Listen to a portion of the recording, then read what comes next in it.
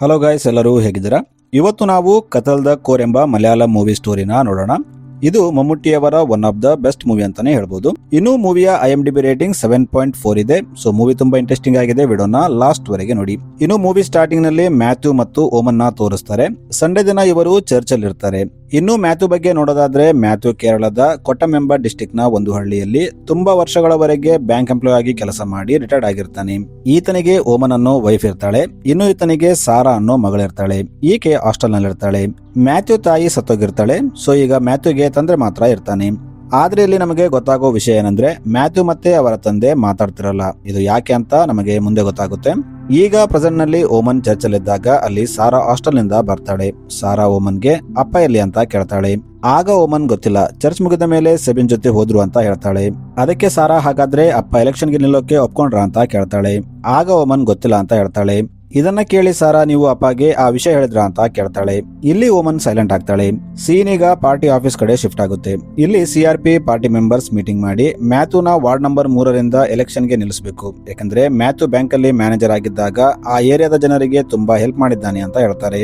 ಆಮೇಲೆ ಮ್ಯಾಥ್ಯೂಗೆ, ನೀವು ಆ ಏರಿಯಾ ಜನರಿಗೆ ಏನಾದ್ರೂ ಸಮಸ್ಯೆ ಇದ್ರೆ ಅವರಿಗೆ ಹೆಲ್ಪ್ ಮಾಡ್ತಾ ಇರಿ, ಮುಂದೆ ನಮಗೂ ಹೆಲ್ಪ್ ಆಗುತ್ತೆ ಅಂತ ಹೇಳ್ತಾರೆ. ಈಗ ನೆಕ್ಸ್ಟ್ ನಲ್ಲಿ ವಾರ್ಡ್ ನಂಬರ್ 3ರ ಒಂದು ಮನೆಯಲ್ಲಿ ಒಂದು ಲವ್ ಮ್ಯಾಟರ್ ನಡೀತಾ ಇದೆ ಅಂತ ಗೊತ್ತಾಗುತ್ತೆ. ಆ ಹುಡುಗಿ ತಂದೆ ಮ್ಯಾಥ್ಯೂನ ಕರೆದಿರ್ತಾನೆ. ಆಗ ಮ್ಯಾಥ್ಯೂ ಕಾರಲ್ಲಿ ಹೋಗ್ತಿದ್ದಾಗ ಸೆಬಿನ್ ಮ್ಯಾಥ್ಯೂಗೆ ಈ ಮ್ಯಾಟರ್ ನ ಹುಡುಗಿ ತಂದೆಗೆ ಅನುಕೂಲವಾಗುವಂತೆ ಡೀಲ್ ಮಾಡಿ, ಆಗ ಮಾತ್ರ ನಮಗೆ ಆ ಮನೆಯ ಓಟ್ ಸಿಗುತ್ತೆ ಅಂತ ಹೇಳ್ತಾನೆ. ಈಗ ಮ್ಯಾಥ್ಯೂ ಆ ಮನೆ ಹತ್ರ ಬಂದಾಗ ಹುಡುಗಿ ತಂದೆ, ನನ್ನ ಮನೆಯಲ್ಲಿ ಕೆಲಸ ಮಾಡೋ ಈ ರಾಜನ್ ನನ್ನ ಹುಡುಗಿನ ಲವ್ ಮಾಡ್ತಿದ್ದಾನೆ, ಇವನಿಗೆ ಆಶ್ರಯ ಕೊಟ್ಟು ಕೆಲಸ ಕೊಟ್ಟೆ, ಈಗ ನೋಡಿದ್ರೆ ನನಗೆ ಮೋಸ ಮಾಡಿದ್ದಾನೆ ಅಂತ ಹೇಳ್ತಾನೆ. ಆಗ ಮ್ಯಾಥ್ಯೂ, ರಾಜನ್ ಒಬ್ಬ ಒಳ್ಳೆ ಹುಡುಗ, ಅವನಿಗೆ ಯಾರು ಇಲ್ಲ, ನೀವು ನಿಮ್ಮ ಮಗಳನ್ನ ಕೊಟ್ಟು ಅವನಿಗೆ ಮದುವೆ ಮಾಡಿದ್ರೆ ನಿಮ್ಮ ಮನೆಯಲ್ಲಿ ಇರ್ತಾನೆ ಅಂತ ಹೇಳ್ತಾನೆ. ಇದನ್ನ ಕೇಳಿ ಆ ಹುಡುಗಿ ತಂದೆ ಕೋಪದಲ್ಲಿ ಮನೆ ಒಳಗೆ ಹೋಗ್ತಾನೆ. ಇದನ್ನ ನೋಡಿ ಸೆಬಿನ್ ಮ್ಯಾಥ್ಯೂಗೆ, ಸರಿ, ಮನೆಯ 6 ಓಟು ನಮಗೆ ಬರಲ್ಲ, ನಡೀರಿಲ್ಲಿಂದ ಅಂತ ಹೇಳ್ತಾನೆ. ಈಗ ಸೀನ್ ಮ್ಯಾಥ್ಯೂ ಮನೆಗೆ ಶಿಫ್ಟ್ ಆಗುತ್ತೆ.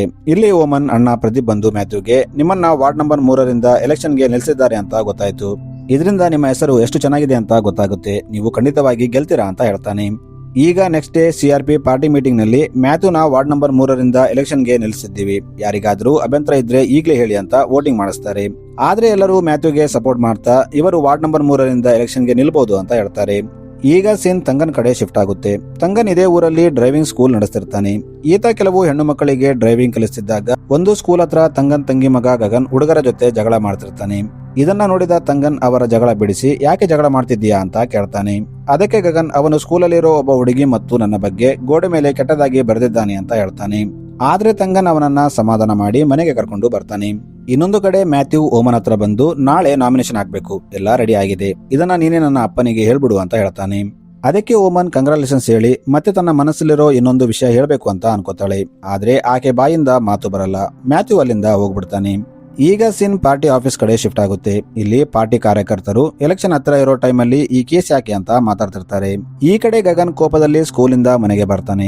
ಆಗ ತಂಗನ್ ಇದನ್ನ ನೋಡಿ, ಏನಾಯ್ತು, ಮತ್ತೆ ಜಗಳ ಮಾಡ್ಕೊಂಡಿಯಾ ಅಂತ ಕೇಳ್ತಾನೆ. ಅದಕ್ಕೆ ಗಗನ್, ಅಷ್ಟಕ್ಕೂ ನಿಮ್ಮ ಮತ್ತು ಮ್ಯಾಥ್ಯೂ ಸಾರ್ ನಡುವೆ ಏನ್ ನಡೀತಾ ಇದೆ ಅಂತ ಕೇಳ್ತಾನೆ. ಇದನ್ನ ಕೇಳಿ ತಂಗನ್ ಶಾಕ್ ಆಗ್ತಾನೆ. ಇನ್ನೊಂದು ಕಡೆ ಓಮನ್ ಬ್ರದರ್ ಪ್ರದೀಪ್ ಓಮನ್ಗೆ, ಈ ವಯಸ್ಸಲ್ಲಿ ಡೈವರ್ಸ್ಗೆ ಅಪ್ಲೈ ಮಾಡಿದ್ದೀಯಾ, ಕುಟುಂಬ ಅಂದ್ಮೇಲೆ ಸಣ್ಣ ಪುಟ್ಟ ಜಗಳ ಇರುತ್ತೆ, ಅದನ್ನ ಮನೆಯಲ್ಲಿ ಸಾಲ್ವ್ ಮಾಡ್ಕೋಬೇಕು, ನಿಮಗೆ ಮದುವೆ ಆಗಿ 20 ವರ್ಷ ಆಯ್ತು ಮತ್ತು 18 ವರ್ಷದ ಮಗಳಿದ್ದಾಳೆ, ಈಗ ಡೈವರ್ಸ್ ತಗೊಂಡು ಏನ್ ಮಾಡ್ಬೇಕು ಅನ್ಕೊಂಡಿದ್ಯಾ ಅಂತ ಕೇಳ್ತಾನೆ. ಆದ್ರೆ ಓಮನ್ ಪ್ರದೀಪ್ಗೆ ಏನು ಹೇಳೋದಿಲ್ಲ. ಈಗ ರಾತ್ರಿ ಆದಾಗ ಮ್ಯಾಥ್ಯೂ ಮನೆಗೆ ಬರ್ತಾನೆ.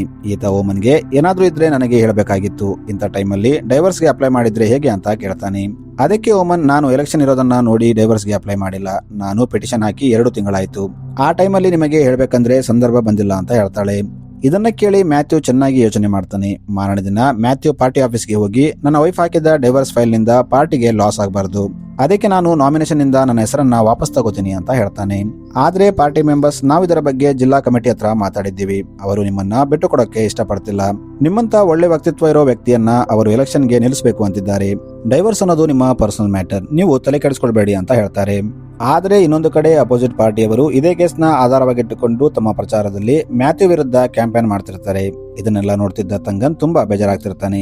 ಈ ಕಡೆ ಸೆಬಿನ್ ಮ್ಯಾಥ್ಯೂಗೆ, ನಿಮ್ಮ ಮತ್ತು ಓಮನ್ ಮೇಡಮ್ ನಡುವೆ ಏನಾದ್ರೂ ಪ್ರಾಬ್ಲಮ್ ಇದೆ ಅಂದ್ರೆ ಯಾರೂ ನಂಬಲ್ಲ, ನಿಮ್ದು ಹ್ಯಾಪಿ ಫ್ಯಾಮಿಲಿ, ನೀವು ಇದರ ಬಗ್ಗೆ ತಲೆಕೆಡಿಸಿಕೊಳ್ಳದೆ ಪ್ರಚಾರದಲ್ಲಿ ಗಮನ ಕೊಡಿ ಅಂತ ಹೇಳ್ತಾನೆ.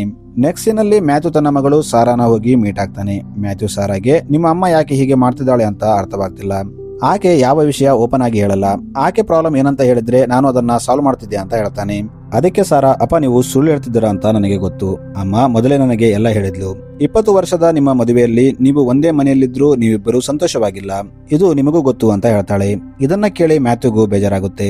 ಈ ಕಡೆ ತಂಗನ್ ಗಗನ್ನ ಬೈಕ್ ಮೇಲೆ ಸ್ಕೂಲ್ಗೆ ಬಿಡೋಕೆ ಹೋಗ್ತಿರ್ತಾನೆ. ಆಗ ಅಲ್ಲೇ ಕೂತಿದ್ದ ಕೆಲವರು ತಂಗನ್ಗೆ ಅವನನ್ನ ಮುಂದೆ ಕೂರಿಸ್ಕೊಂಡು ನೀನು ಹಿಂದೆ ಕೂತ್ಕೋ, ಇದೇ ತಾನೇ ನಿನಗೆ ಬೇಕಿದ್ದು ಅಂತ ಹೇಳ್ತಾರೆ.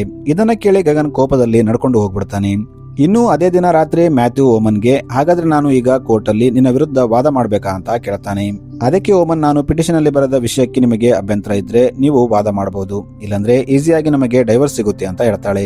ಅದಕ್ಕೆ ಮ್ಯಾಥ್ಯೂ, ನೀವು ಪಿಟಿಷನ್ ಅಲ್ಲಿ ಬರೆದ ವಿಷಯ ಹೊರಗೆ ಬಂದ್ರೆ ನಾನು ಊರಲ್ಲಿ ತಲೆ ಎತ್ಕೊಂಡು ತಿರುಗೋಕ್ಕಾಗಲ್ಲ, ನೀನು ನನ್ನ ಬಗ್ಗೆ ಸ್ವಲ್ಪನೂ ಯೋಚನೆ ಮಾಡ್ತಿಲ್ಲ ಅಂತ ಹೇಳ್ತಾನೆ. ಅದಕ್ಕೆ ಓಮನ್, ಆದ್ರೆ ನನ್ನ ಪರಿಸ್ಥಿತಿ ನಿಮಗಿಂತ ದಾರುಣವಾಗಿದೆ ಅಂತ ಹೇಳ್ತಾಳೆ. ಇಲ್ಲಿ ನಮಗೆ ಅಷ್ಟಕ್ಕೂ ಆ ಪಿಟಿಷನ್ ಅಲ್ಲಿ ಏನಿದೆ, ಅಷ್ಟಕ್ಕೂ ಓಮನ್ 20 ವರ್ಷಗಳ ನಂತರ ಯಾಕೆ ಡೈವರ್ಸ್ಗೆ ಅಪ್ಲೈ ಮಾಡಿದ್ಲು ಅಂತ ಗೊತ್ತಾಗುತ್ತೆ. ಆಕ್ಚುಲಿ ಮ್ಯಾಥ್ಯೂಗೆ ಇನ್ನೊಬ್ಬ ವ್ಯಕ್ತಿ ಜೊತೆ ಅಕ್ರಮ ಸಂಬಂಧ ಇರುತ್ತೆ. ಇನ್ನು ಮ್ಯಾಥ್ಯೂ ಅಕ್ರಮ ಸಂಬಂಧ ಹೊಂದಿದ್ದ ವ್ಯಕ್ತಿ ಯಾರಂತ ನೋಡೋದಾದ್ರೆ ಅದು ತಂಗನ್ ಆಗಿರ್ತಾನೆ. ಇದೇ ವಿಷಯ ಗಗನ್ಗೆ ಗೊತ್ತಾದಾಗ ಆತ ಅವತ್ತು ತಂಗನ್ಗೆ, ಮ್ಯಾಥ್ಯೂ ಮತ್ತು ನಿಮ್ಮ ನಡುವೆ ಏನು ನಡೀತಾ ಇದೆ ಅಂತ ಕೇಳಿರ್ತಾನೆ. ಆಕ್ಚುಲಿ ಮ್ಯಾಥ್ಯೂ ಮತ್ತು ತಂಗನ್ ಹೋಮೋಸೆಕ್ಸುವಲ್ ಆಗಿರ್ತಾರೆ. ಸೊ ಈಗ ಮಾರನೇ ದಿನ ಸೆಬಿನ್ ಮ್ಯಾಥ್ಯೂಗೆ, ಸರ್ ನಾವು ಹೀಗೆ ಸುಮ್ಮನಿದ್ರೆ ಓಮನ್ ಮೇಡಮ್ ಹೇಳಿದ್ದೆ ನಿಜ ಅಂತ ಎಲ್ಲರೂ ನಂಬ್ತಾರೆ, ಅದಕ್ಕೆ ಇದು ಸುಳ್ಳು ಅಂತ ನಾವು ಕೋರ್ಟ್ ಅಲ್ಲಿ ಸಾಬೀತು ಮಾಡಬೇಕು ಅಂತ ಹೇಳ್ತಾನೆ. ಈಗ ಇವರು ಬಿಂದು ಅನ್ನೋ ಲಾಯರ್ ನ ಭೇಟಿ ಆಗ್ತಾರೆ. ಬಿಂದು ಮ್ಯಾಥ್ಯೂಗೆ, ನೀವು ಓಮನ್ ಅವರ ಫಿಸಿಕಲ್ ನೀಡ್ ನ ಪೂರೈಸ್ತಿಲ್ಲ ಅಂತ ಅಲಿಗೇಷನ್ ಹಾಕಿದ್ದಾರೆ. ಯಾವುದೇ ಹೆಣ್ಣು ಇಷ್ಟು ವರ್ಷಗಳ ನಂತರ ಇಂತ ಅಲಿಗೇಷನ್ ಹಾಕಿ ಡೈವರ್ಸ್ ಕೇಳಲ್ಲ, ಸೊ ನಿಮ್ಮ ನಡುವೆ ಎಲ್ಲ ಸರಿ ಇದೆನಾ ಅಂತ ಕೇಳ್ತಾಳೆ. ಅದಕ್ಕೆ ಮ್ಯಾಥ್ಯೂ ನಿಜ ಮುಚ್ಚಿಟ್ಟು, ಇಲ್ಲ ಮೇಡಮ್ ಎಲ್ಲ ಸರಿ ಇದೆ ಅಂತ ಹೇಳ್ತಾನೆ. ಆಗ ಬಿಂದು, ನಿಮ್ಮ ಮತ್ತು ತಂಗನ್ ಬಗ್ಗೆ ಅಪಾದನೆಗಳು ಕೇಳಿ ಬರ್ತಿದೆ, ಅದಕ್ಕೆ ಏನಂತೀರಾ ಅಂತ ಕೇಳ್ತಾಳೆ. ಆಗ ಮ್ಯಾಥ್ಯೂ, ನಾನು ತಂಗನ್ನ ನೋಡಿದ್ದೀನಿ ಅಷ್ಟೇ, ಸಿಕ್ಕಾಗ ಹಾಯ್ ಬಾಯ್ ಆಗುತ್ತೆ, ಆದ್ರೆ ನಮ್ಮ ನಡುವೆ ಅಂತ ಸಂಬಂಧ ಇಲ್ಲ ಅಂತ ಹೇಳ್ತಾನೆ. ಆಕ್ಚುಲಿ ಮ್ಯಾಥ್ಯೂಗೆ ಓಮನ್ಗೆ ಡೈವರ್ಸ್ ಕೊಡೋದು ಇಷ್ಟ ಇರಲ್ಲ. ಆಗ ಬಿಂದು, ನೀವು ಇದೇ ಮಾತ್ ಮೇಲೆ ಇರಿ, ಡೈವರ್ಸ್ ಕ್ಯಾನ್ಸಲ್ ಆಗುವಂತೆ ನಾನು ಮಾಡ್ತೀನಿ ಅಂತ ಹೇಳ್ತಾಳೆ. ಈಗ ನೆಕ್ಸ್ಟಿನಲ್ಲಿ ಕೇಸ್ ಕೋರ್ಟ್ಗೆ ಬರುತ್ತೆ. ಇಲ್ಲಿ ಮ್ಯಾಥ್ಯೂ ಮತ್ತು ಓಮನ್ ಲಾಯರ್ ವಾದ ಕೇಳಿದ ಜಡ್ಜ್ ಇವರನ್ನ ಕೌನ್ಸಿಲಿಂಗ್ ಗೆ ಕಳಿಸುವಂತೆ ಹೇಳ್ತಾನೆ. ಇವರು ಈಗ ಕೌನ್ಸಿಲಿಂಗ್ ಗೆ ಹೋಗ್ತಾರೆ. ಇಲ್ಲಿ ಡಾಕ್ಟರ್ ಕೇಳಿದ ಎಲ್ಲಾ ಪ್ರಶ್ನೆಗೆ ಓಮನ್ ತಾನು ಪಿಟಿಷನ್ ಅಲ್ಲಿ ಹಾಕಿದ ಎಲ್ಲಾ ವಿಷಯ ಸರಿಯಾಗಿದೆ ಅಂತ ಹೇಳ್ತಾಳೆ. ಆದ್ರೆ ಮ್ಯಾಥ್ಯೂ ಮಾತ್ರ ಡಾಕ್ಟರ್ ಹೇಳಿದ ಯಾವ ಕ್ವಶನ್ಗೆ ಉತ್ತರ ಕೊಡಲ್ಲ. ಆಗ ಡಾಕ್ಟರ್, ನೀವು ಹೀಗೆ ಎಲ್ಲಾ ಕ್ವಶನ್ ನ ಸ್ಕಿಪ್ ಮಾಡ್ತಿದ್ರೆ ನಾನು ನಿಮಗೆ ಯಾವ ಹೆಲ್ಪ್ ಮಾಡೋಕೆ ಬರಲ್ಲ, ನೀವು ನಿಮ್ಮ ಕೇಸ್ ನ ಕೋರ್ಟ್ ಅಲ್ಲಿ ಬಗೆಹರಿಸಿಕೊಳ್ಳಿ ಅಂತ ಹೇಳಿ ಅಲ್ಲಿಂದ ಕಳಿಸ್ಬಿಡ್ತಾಳೆ. ಈಗ ಇವರು ಕೌನ್ಸಿಲಿಂಗ್ ಸೆಂಟರ್ ನಿಂದ ಮನೆಗೆ ಬರ್ತಾರೆ. ಇನ್ನೊಂದು ಕಡೆ ತಂಗನ್ ಎಲ್ಲರಿಗೆ ತನ್ನ ಮತ್ತು ಮ್ಯಾಥ್ಯೂ ಬಗ್ಗೆ ಎಲ್ಲ ಗೊತ್ತಾಗಿದೆ ಅಂತ ಯಾರಿಗೂ ಮುಖ ತೋರಿಸಕ್ಕಾಗದೆ ಒಬ್ಬನೇ ತಿರುಗ್ತಿರ್ತಾನೆ. ಒಂದು ದಿನ ಮ್ಯಾಥ್ಯೂ ಎಲೆಕ್ಷನ್ ಗೆ ಪ್ರಚಾರ ಮಾಡ್ತಾ ಮಾರ್ಕೆಟ್ ನಲ್ಲಿ ತಿರುಗ್ತಿದ್ದಾಗ ಅಲ್ಲಿ ಮಳೆ ಬರುತ್ತೆ. ಆಗ ಅವರು ಒಂದು ಶಾಪ್ಗೆ ಹೋಗಿ ನಿಲ್ತಾರೆ. ಅದೇ ಶಾಪ್ ಅಲ್ಲಿ ತಂಗನ್ ಇರ್ತಾನೆ. ಮ್ಯಾಥ್ಯೂನ ನೋಡಿ ತಂಗನ್ ಅಲ್ಲಿಂದ ಹೋಗ್ತಿರ್ತಾನೆ. ಆಗ ಮ್ಯಾಥ್ಯೂ ತಂಗನ್ಗೆ ಪಾಂಪ್ಲೆಟ್ ಕೊಡ್ತಾನೆ. ಆದ್ರೆ ಇವರು ಏನು ಮಾತಾಡೋದಿಲ್ಲ. ಆಗ ತಂಗನ್ ಪ್ಯಾಂಪ್ಲೆಟ್ ತಗೊಂಡು ಅಲ್ಲಿಂದ ಹೋಗ್ಬಿಡ್ತಾನೆ. ಆಮೇಲೆ ಅವನು ಕಾರಲ್ಲಿ ಕೂತು ಮ್ಯಾಥ್ಯೂ ಫೋಟೋನೇ ನೋಡ್ತಿರ್ತಾನೆ. ಸೀನ್ ಈಗ ಕೋರ್ಟ್ ಕಡೆ ಶಿಫ್ಟ್ ಆಗುತ್ತೆ. ಇಲ್ಲಿ ಮ್ಯಾಥ್ಯೂ ಮತ್ತು ಓಮನ್ ಲಾಯರ್ ವಾದ ಮಾಡ್ತಾ, ಮ್ಯಾಥ್ಯೂ ಲಾಯರ್ ಜಡ್ಜ್ಗೆ ಈ ಕೇಸ್ ನ ಆದಷ್ಟು ಬೇಗ ಕ್ಲೋಸ್ ಮಾಡಬೇಕು, ಏಕೆಂದ್ರೆ ನನ್ನ ಕ್ಲೈಂಟ್ ಎಲೆಕ್ಷನ್ ಅಲ್ಲಿ ನಿಲ್ತಿದ್ದಾರೆ ಅಂತ ಹೇಳ್ತಾಳೆ. ಅದಕ್ಕೆ ಜಡ್ಜ್ ಆಯ್ತು ಅಂತ ಹೇಳ್ತಾನೆ. ಹೀಗಿದ್ದಾಗ ಒಂದು ದಿನ ಮ್ಯಾಥ್ಯೂ ತಂದೆ ಒಂದು ಕಿರಾಣಾ ಶಾಪ್ಗೆ ಬರ್ತಾರೆ. ಇಲ್ಲಿ ತಂಗನ್ ಇರ್ತಾನೆ. ಮ್ಯಾಥ್ಯೂ ತಂದೆನ ನೋಡಿ ತಂಗನ್ ಅವರಿಗೆ ಮುಖ ತೋರಿಸಕ್ಕಾಗದೆ ಅಲ್ಲಿಂದ ಹೋಗ್ಬಿಡ್ತಾನೆ. ಇನ್ನೊಂದು ಕಡೆ ಪ್ರದೀಪ್ ಓಮನ್ ಹತ್ರ ಬಂದು, ಮ್ಯಾಥ್ಯೂ ತುಂಬಾ ಒಳ್ಳೆ ವ್ಯಕ್ತಿ, ದಯವಿಟ್ಟು ಡೈವರ್ಸ್ ಕೇಸ್ ನ ವಾಪಸ್ ತಗೋ ಅಂತ ಹೇಳ್ತಾನೆ. ಆದ್ರೆ ಓಮನ್, ನೀನು ಹೇಳ್ತಿರೋದು ನನಗೆ ಅರ್ಥವಾಗ್ತಿದೆ, ಆದ್ರೆ ನಾನು ಮದುವೆ ಆಗೋ ಮುಂಚೆ ಒಬ್ಬ ವ್ಯಕ್ತಿನ ಇಷ್ಟಪಡ್ತಿದ್ದೆ ಅಂತ ಹೇಳಿದ್ದಾಗ ಅಣ್ಣ ಆಗಿ ನೀನು ನನಗೆ ಸಪೋರ್ಟ್ ಮಾಡಿಲ್ಲ. ಈಗ ನಾನು ಕೇಸ್ ವಾಪಸ್ ತಗೊಂಡ್ರೆ ನನಗೆ ನಾನೇ ಮೋಸ ಮಾಡ್ಕೊಂಡಂಗೆ ಆಗುತ್ತೆ. ಈ ಸಾರಿ ಆದ್ರೂ ನನಗೆ ಸಪೋರ್ಟ್ ಮಾಡು ಅಂತ ಹೇಳ್ತಾಳೆ. ಇದನ್ನ ಕೇಳಿ ಪ್ರದೀಪ್ಗೆ ಏನು ಹೇಳೋದಂತ ಅರ್ಥವಾಗಲ್ಲ. ಇನ್ನೊಂದು ಕಡೆ ಇದನ್ನೆಲ್ಲ ನೋಡ್ತಿದ್ದ ಮ್ಯಾಥ್ಯೂ ತಂದೆ ಮಾತ್ರ ಸುಮ್ಮನಿರ್ತಾನೆ. ಈತ ಓಮನ್ಗಾಗ್ಲಿ ಮ್ಯಾಥ್ಯೂಗಾಗ್ಲಿ ಒಂದು ಮಾತು ಹೇಳಲ್ಲ. ಈಗ ಸೀನ್ ಮತ್ತೆ ಕೋರ್ಟ್ಗೆ ಶಿಫ್ಟ್ ಆಗುತ್ತೆ. ಇಲ್ಲಿ ಮ್ಯಾಥ್ಯೂ ಲಾಯರ್ ಓಮನ್ಗೆ, ನೀವು ಮಾಡಿದ ಅಲಿಗೇಷನ್ ಚೆನ್ನಾಗಿ ಓದಿ ನೀವೇ ಬರದ್ರ ಅಂತ ಕೇಳ್ತಾಳೆ. ಅದಕ್ಕೆ ಓಮನ್ ಹೌದು ಅಂತ ಹೇಳ್ತಾಳೆ. ಆಗ ಬಿಂದು, ಏಕೆಂದ್ರೆ ನನ್ನ ಕಕ್ಷಿದಾರ ಸಮಾಜದಲ್ಲಿ ಒಬ್ಬ ಗೌರವಾನ್ವಿತ ವ್ಯಕ್ತಿ, ಇಲ್ಲಿವರೆಗೆ ಅವರ ಫ್ರೆಂಡ್ಸ್ಗಾಗ್ಲಿ ಅವರ ಸಂಬಂಧಿಕರಿಗಾಗ್ಲಿ ಯಾವುದೇ ಡೌಟ್ ಬಂದಿಲ್ಲ. ಅಷ್ಟಕ್ಕೂ ನೀವು ನಿಜ ಹೇಳ್ತಿದ್ದೀರಾ ಅಥವಾ ನಿಮ್ಮ ನಡುವೆ ಇರೋ ಜಗಳ ಅಥವಾ ಮನಸ್ತಾಪದಿಂದ ಹೀಗೆ ಅಪಾದನೆ ಮಾಡ್ತಿದ್ದೀರಾ ಅಂತ ಕೇಳ್ತಾಳೆ. ಆದ್ರೆ ಓಮನ್ ಅದನ್ನ ಅಪೋಸ್ ಮಾಡ್ತಾಳೆ. ಆಗ ಲಾಯರ್ ಮ್ಯಾಥ್ಯೂ ಹೋಮೋಸೆಕ್ಷುವಲ್ ಆಗಿದ್ದರೆ ನಿಮಗೆ ಮಗಳು ಹೇಗೆ ಆದ್ಲು ಅಂತ ಕೇಳ್ತಾಳೆ. ಆಗ ಓಮನ್ ಅದನ್ನ ನಾನೇ ಕೇಳಿ ತಗೊಂಡೆ ಅಂತ ಹೇಳ್ತಾಳೆ. ಆಗ ಬಿಂದು, ಸರಿ ಮಗುನ ನೀವೇ ಕೇಳಿ ತಗೊಂಡ್ರಿ ಅಂತ ಭಾವಿಸೋಣ. ಇನ್ನೊಂದು ವಿಷಯ ಏನಂದ್ರೆ, ನೀವು ತಿಂಗಳಲ್ಲಿ ಶಾರೀರಿಕವಾಗಿ ಎಷ್ಟು ಸಾರಿ ಒಂದಾಗ್ತೀರಿ ಅಂತ ಕೇಳ್ತಾಳೆ. ಅದಕ್ಕೆ ಓಮನ್ 4 ಸಾರಿ ಅಂತ ಹೇಳ್ತಾಳೆ. ಇದನ್ನ ಕೇಳಿ ಬಿಂದು, ತಿಂಗಳಿಗೆ 4 ಸಾರಿ ಅಂದ್ರೆ ಇದು ಹೆಲ್ತಿ ಮ್ಯಾರೇಜ್ ಲೈಫ್ಗೆ ಉದಾಹರಣೆ ಅಂತ ಹೇಳ್ತಾಳೆ. ಆಗ ಓಮನ್, ತಿಂಗಳಿಗೆ 4 ಸಾರಿ ಅಲ್ಲ, ಮದುವೆ ಆಗಿ 20 ವರ್ಷದಲ್ಲಿ ಇಲ್ಲಿವರೆಗೆ 4 ಸಾರಿ ಅಂತ ಹೇಳ್ತಾಳೆ. ಇದನ್ನ ಕೇಳಿ ಬಿಂದು ಕೂಡ ಶಾಕ್ ಆಗ್ತಾಳೆ. ಆದ್ರೆ ಮ್ಯಾಥ್ಯೂ ಮಾತ್ರ ಏನು ಮಾತಾಡದೆ ಸೈಲೆಂಟ್ ಆಗಿ ಇರ್ತಾನೆ. ಆಗ ಬಿಂದು ಮ್ಯಾಥ್ಯೂ ಹೋಮೋಸೆಕ್ಷುವಲ್ ಅಂತ ನಿಮಗೆ ಯಾವಾಗ ಗೊತ್ತಾಯ್ತು ಅಂತ ಕೇಳ್ತಾಳೆ. ಆಗ ಓಮನ್ ಮದುವೆ ಆದ ಹೊಸತರಲ್ಲಿ ಅವರು ನನ್ನಿಂದ ದೂರ ಇರ್ತಿದ್ರು. ನಾನು ಯಾವುದೋ ಪ್ರಾಬ್ಲಮ್ ಇರಬೇಕು, ಬರ್ತಾ ಬರ್ತಾ ಸರಿ ಆಗ್ತಾರೆ ಅಂತ ಅಂದ್ಕೊಂಡಿದ್ದೆ. ಆದ್ರೆ ಸಾರಾ ನನ್ನ ಹೊಟ್ಟೆಯಲ್ಲಿದ್ದಾಗ ಅವರಿಗೆ ಬೇರೆ ವ್ಯಕ್ತಿ ಜೊತೆ ಸಂಬಂಧ ಇದೆ ಅಂತ ಗೊತ್ತಾಯ್ತು ಅಂತ ಹೇಳ್ತಾಳೆ. ಆಗ ಬಿಂದು ಹಾಗಾದ್ರೆ ಅವತ್ತೇ ನೀವು ಅವರನ್ನ ಕೇಳಿಲ್ವಾ ಅಂತ ಕೇಳ್ತಾಳೆ.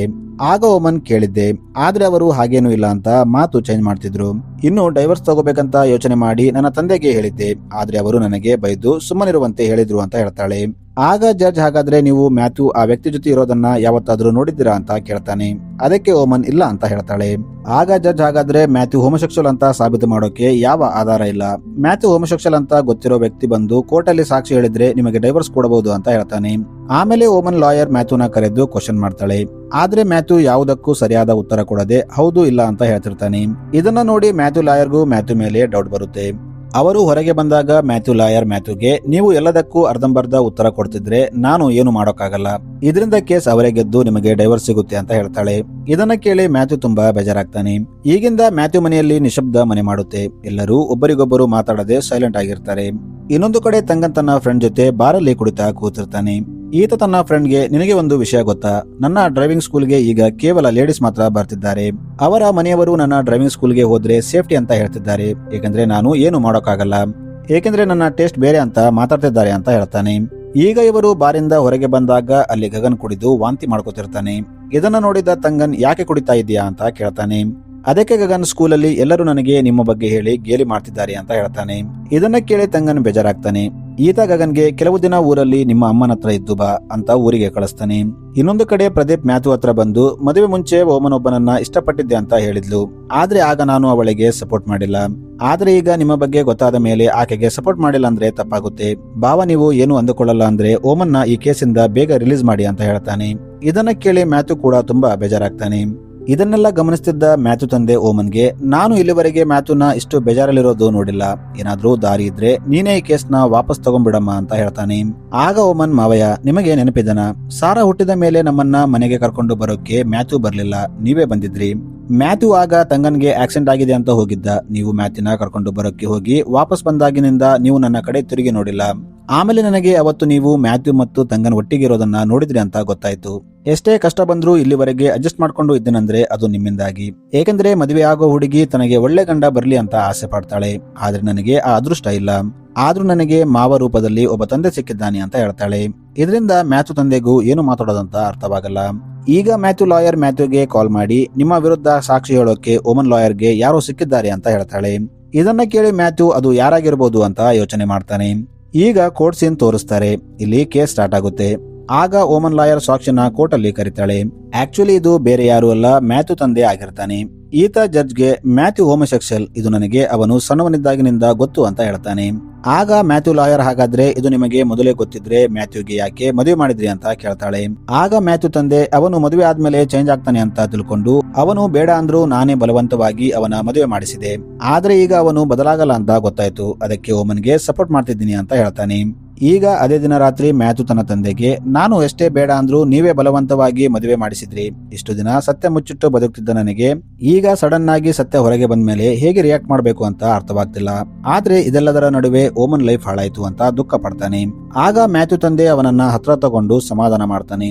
ಈಗ ಮ್ಯಾಥ್ಯೂ ಓಮನ್ ಹತ್ರ ಬಂದು, ನಾನು ನನ್ನ ಸತ್ಯ ಹೊರಗೆ ಬಂದ್ರೆ ನನ್ನ ಮರ್ಯಾದೆ ಎಲ್ಲ ಹೋಗುತ್ತೆ ಅಂತ ತುಂಬಾ ಭಯಪಡ್ತಿದ್ದೆ, ಇದನ್ನೆಲ್ಲ ನಾನು ನಿನಗೆ ಮೊದಲೇ ಹೇಳಬೇಕು ಅಂತ ತುಂಬಾ ಸಾರಿ ಯೋಚನೆ ಮಾಡಿದ್ದೆ, ಆದ್ರೆ ನನಗೆ ಧೈರ್ಯ ಬರ್ಲಿಲ್ಲ, ನಾನು ನಿನಗೆ ತುಂಬಾ ಹರ್ಟ್ ಮಾಡಿದ್ದೀನಿ, ಸಾರಿ ಅಂತ ಹೇಳ್ತಾನೆ. ಆಗ ಓಮನ್, ನಾನು ಇದೆಲ್ಲ ನನ್ನ ಸಂತೋಷಕ್ಕಾಗಿ ಮಾಡ್ತಿಲ್ಲ, ಇಷ್ಟು ದಿನ ನೀನು ಕೂಡ ನರಕ ಅನುಭವಿಸಿದೀಯಾ ಅಂತ ಗೊತ್ತು, ಇದೆಲ್ಲ ನಮ್ಮಿಬ್ಬರಿಗಾಗಿ ಅಂತ ಹೇಳ್ತಾಳೆ. ಈಗ ಇವರು ಒಬ್ಬರನ್ನೊಬ್ಬರು ಹಗ್ ಮಾಡ್ಕೊಂಡು ತುಂಬಾ ಬೇಜಾರಾಗ್ತಾರೆ. ಇವರ ನಡುವೆ ತುಂಬಾ ಪ್ರೀತಿ ಇರುತ್ತೆ, ಆದ್ರೆ ಇವರ ಸ್ವಭಾವ ಬೇರೆ ಆಗಿದ್ದರಿಂದ ಇವರು ದೂರ ಆಗ್ತಿರ್ತಾರೆ. ಈಗ ನೆಕ್ಸ್ಟ್ ನಲ್ಲಿ ಮ್ಯಾಥ್ಯೂ ಮತ್ತು ಓಮನ್ ಮ್ಯೂಚುವಲ್ ಡೈವರ್ಸ್ ತಗೋತಾರೆ. ಆಮೇಲೆ ಮ್ಯಾಥ್ಯೂ ಓಮನ್ನ ಆಕೆ ಮನೆಗೆ ಡ್ರಾಪ್ ಮಾಡ್ತಾನೆ. ಇನ್ನೊಂದು ಕಡೆ ತಂಗನ್ ಮ್ಯಾಥ್ಯೂ ಪೋಸ್ಟರ್ನ ಎಲ್ಲ ಕಡೆ ಅಂಟಿಸ್ತಿರ್ತಾನೆ.